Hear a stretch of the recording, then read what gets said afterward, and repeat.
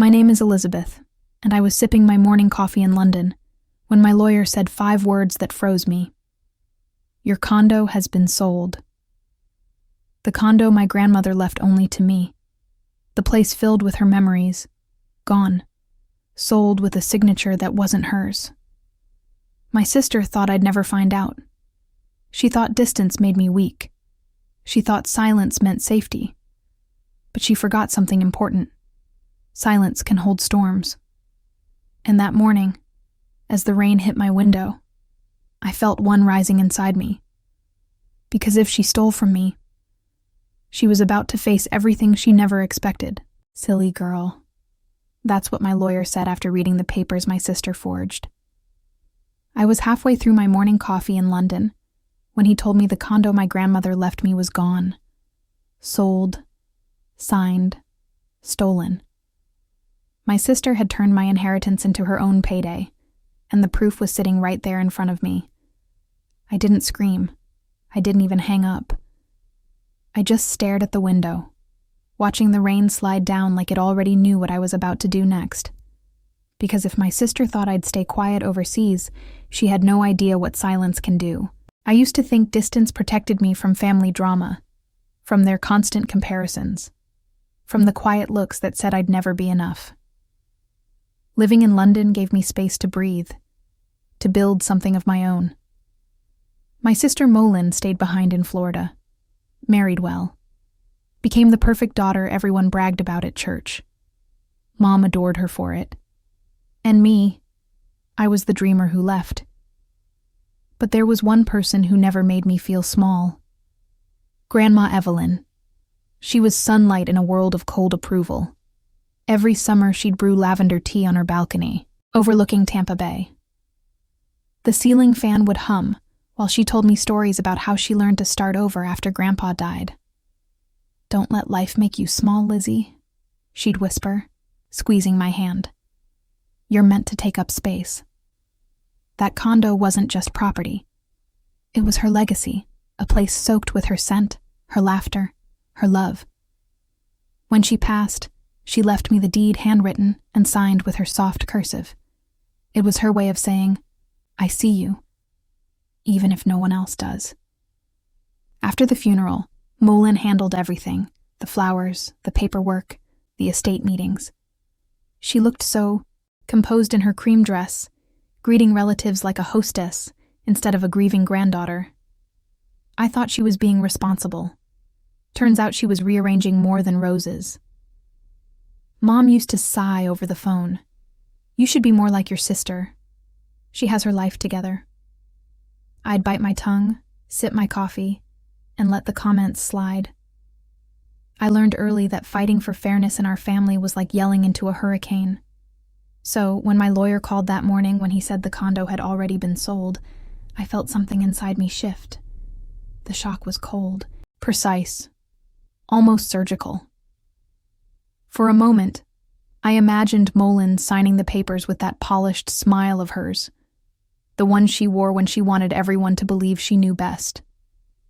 I opened my laptop, scrolling through the photos on my phone until I found one of Grandma and me on that same balcony.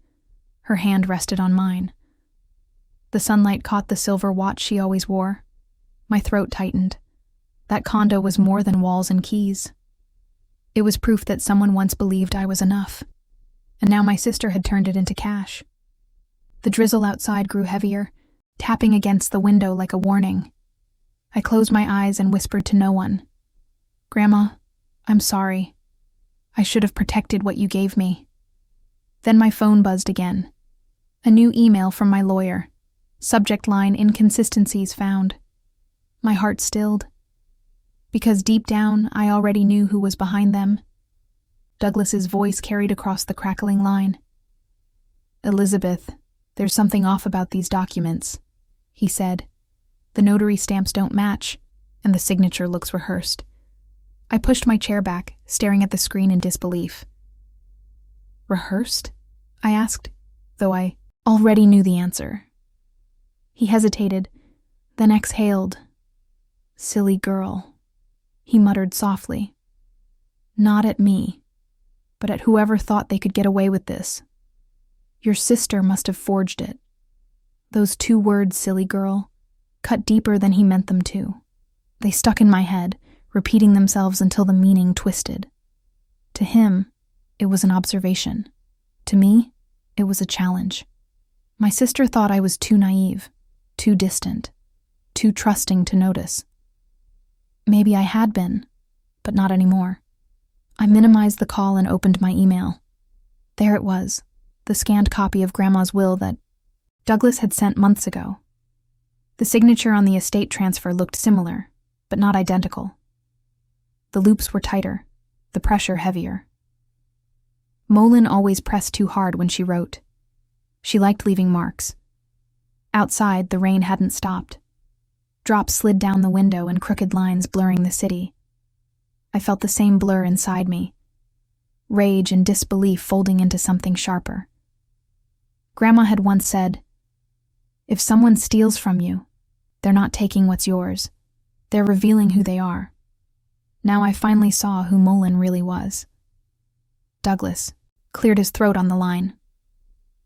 "Listen, Elizabeth. Don't confront her yet. If she altered legal records, we'll need proof. I'll start pulling the property logs and payment files. You just stay quiet for now." I nodded, even though he couldn't see me. "Okay," I said, my voice flat, controlled. "Just find out how deep it goes." After he hung up, silence filled the apartment, the kind that hums in your bones. I stared at my hands, trembling slightly over the keyboard. It wasn't just about the condo. It was about every dinner table where Molin had outshone me every eye roll when I mentioned art school. Every time Mom said, "You're too emotional." Maybe I was, but emotion was what made me human. And this time, it was going to make me dangerous. I spent the next few hours digging through old emails, Grandma's letters, the digital scans, even old photos of her handwriting. Every stroke, every loop became evidence. When I compared them side by side, there it was, the difference, clear as daylight. The forged signature looked almost perfect. Almost. That almost would destroy her. By midnight, I was surrounded by papers and empty mugs, sent Douglas the images, and typed one final line before hitting send. She thought I wouldn't notice. She was wrong. My phone buzzed almost immediately. A notification from a blocked number. A text. "You've been asking questions." I froze. The message had no name, no punctuation, just that one sentence. My breath caught pulse pounding. I typed back, "Who is this?" No reply, just 3 dots appearing, then disappearing. The next morning my phone rang again. The screen flashed a name I hadn't seen in months. Molin. For a full minute, I stared at her name glowing on my screen. Part of me wanted to ignore it. The other part, curiosity, anger, maybe both, made me swipe to answer. "Liz." Her voice burst through sugary and loud. "You won't believe how busy I've been. I finally sold Grandma's condo. Closed the deal last week." My fingers tightened around the phone. "You sold it?" "Yep," she said proudly. "Cash offer $320. The realtor said I handled it like a pro. Anyway, I wanted to thank you for not getting in the way. I know all that legal stuff overwhelms you." I didn't speak, not because I couldn't, but because if I did, my voice would tremble from fury. "And hey," she continued, cheerful as ever, "I'm sending you $10,000 next week. I figured you could use a little help with rent over there. $10,000 from my inheritance." "Molin," I said slowly, "you do realize that Condo was mine." She laughed lightly like I'd made a joke. "Oh, come on. Grandma wanted it for both of us. You're off in Europe living your art dream. I handled everything for the family." "For the family," she said it like a badge of honor. "You forged her signature," I said flatly. Her tone shifted sharper, colder. "Watch it, Liz. You don't know what you're talking about." I took a slow breath. Actually, I do. Douglas found inconsistencies, stamps that don't exist, handwriting that doesn't match. Silence. Then a forced laugh. You're being dramatic again. Maybe that lawyer of yours wants more money. Don't embarrass yourself. She hung up before I could answer. For a few seconds, I stood there staring at my reflection in the rain-streaked window. My heart wasn't racing. It was steady, terrifyingly steady. I replayed the call, pressed record, and saved the audio. Proof. Her arrogance had handed it to me. By the time I sent the file to Douglas, I was, already writing another email. Proceed. Collect everything. When my mother called later that night, I almost didn't pick up. But guilt won. Sweetheart, she said warmly. I just spoke to Molin. She told me she sold Grandma's place. Such a relief to have that handled. Handled? I repeated, my voice trembling. She's been working so hard, Mom went on. You should be proud of her. Proud? I swallowed the bitterness in my throat. Did she tell you who inherited it? A pause. She said it was divided equally. I closed my eyes. That's not true, Mom. Grandma left it to me. Oh, Elizabeth. She sighed, tired already. Why start drama? Your sister's done everything right. Please just let it go. The call ended before I could respond. For a long time, I stood in the quiet, surrounded by the hum of my fridge and the low hiss of London rain. They thought I was emotional, unstable. The silly girl who ran off chasing art instead of real life. But real life was about to find them. I opened a new folder on my computer and labeled it Truth. Inside, I began dropping files, recordings, letters, comparisons. This time, I wasn't just keeping evidence. I was building a reckoning. Douglas called 3 days later. His tone brisk, controlled the way it gets when something big is about to drop. Elizabeth, he said, we've filed the fraud report. The court issued a freeze on the proceeds from the sale. Molin's about to find out. I pressed the phone against my ear, my heart steady. Then I guess we wait. But we didn't wait long. By noon, my phone started buzzing nonstop, one call after another. Molin. I let them ring out, watching the notifications pile up like proof of guilt. 10 missed calls, then 15, then 20. Finally, I answered. What the hell? Did you do? She screamed, her voice sharp and panicked. I don't know, I said evenly. Why don't you tell me? Don't play dumb, Liz. The bank froze my account this morning. Do you have any idea what you've done? I didn't do anything, I replied. The truth did. There was a beat of silence, then a bitter laugh. You've lost it. You think you can ruin me. You're delusional. You stole what Grandma left me, I said coldly. You forged her name and pocketed the money. Don't act surprised when consequences show up. Her tone cracked. Please, you were never responsible enough to manage that. Property. I handled it for the family the way I always do. You should thank me for stealing from me, for keeping you from embarrassing yourself. She snapped. You live in another country sketching logos and drinking lattes. You don't deserve that condo. My hand tightened around the phone. And you do. Someone had to act like an adult. She hissed. You never grew up. That's when something inside me broke quietly, cleanly. You know what, Molin? Maybe I didn't, but Grandma trusted me. And you didn't just steal money. You stole her memory. She hung up. The silence after, her disconnect felt heavier than her voice. Minutes later, my phone buzzed again. Mom. Elizabeth, what's going on? Her voice was tight, panicked. Molin's in tears. She says you filed a fraud case. Is that true? It's true, I said softly, because she forged Grandma's documents. Don't be ridiculous, Mom snapped. Your sister would never. She's been handling everything responsibly. You know how emotional you get. Mom, this isn't emotion. It's evidence. Douglas verified the signatures. She admitted it on the phone. You recorded your sister? Yes, I said the word, slicing through the air. Because no one ever believes me unless I prove it. A pause. Then the familiar sigh, the one that had followed me since childhood.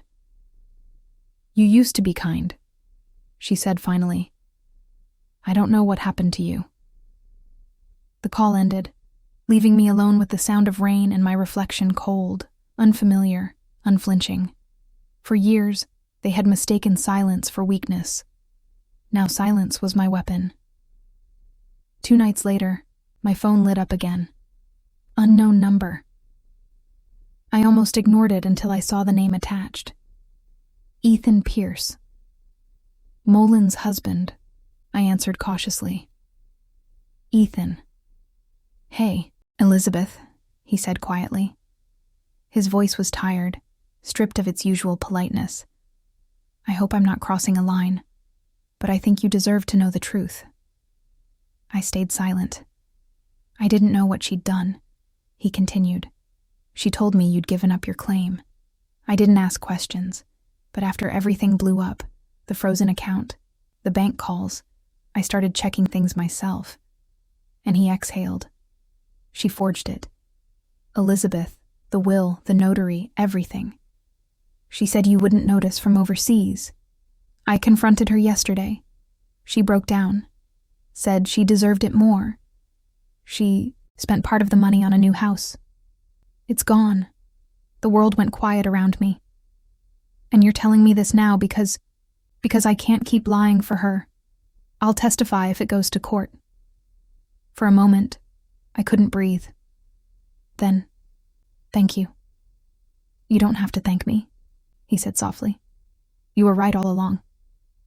When the call ended, I sat in silence, staring at the rain-streaked glass. A strange calm washed over me. Not joy, not triumph, just clarity. Douglas called the next morning. Ethan's cooperating, he said. We've got enough to press forward. The buyers are.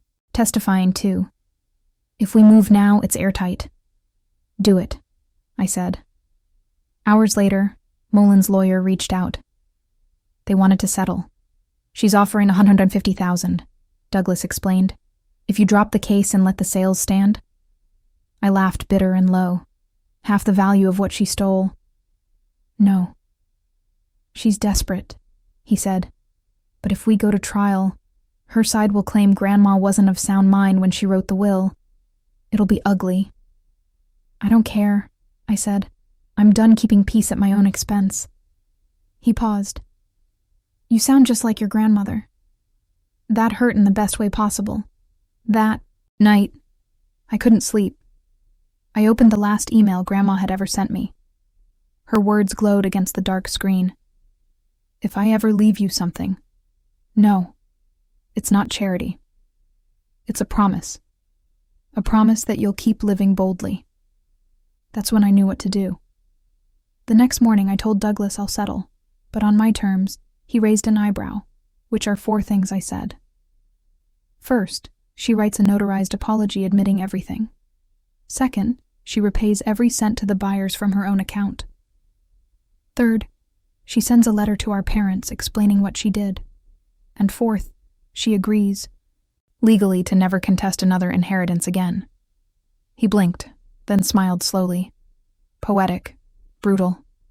I'll draft it. By sunset, he called back. She agreed. What she's signing now? Her lawyer said she just wants it to end. When the PDF arrived, I opened it with shaking hands. The first page began, Eileen Pierce. Acknowledge that I falsified legal documents related to the estate of Evelyn Monroe. Her handwriting looked small, defeated. I read it twice, then forwarded it to Douglas with a single line, Justice served. But victory didn't taste sweet. It tasted heavy, like rain-soaked air before a storm breaks.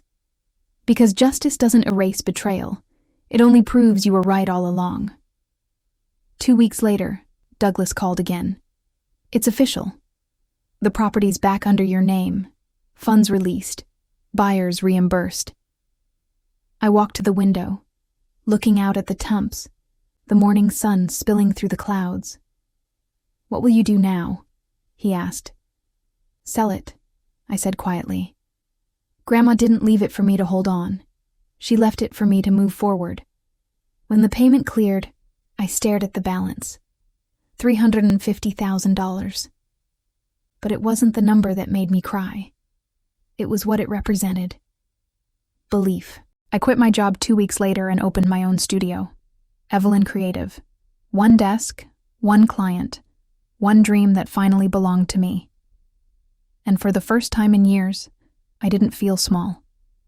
The condo sold faster than I expected. When the funds hit my account, I sat in the quiet of my apartment, watching the numbers glow on the screen. Grandma had given me the courage to stand up for myself, and I finally had. A month later, a package arrived from Florida. Grandma's silver watch and a note. "She would want you to have this." I traced the engraving. "The world is waiting." As sunlight hit my studio desk, I whispered, "I made it, Grandma." London buzzed outside, a life rebuilt on strength and truth.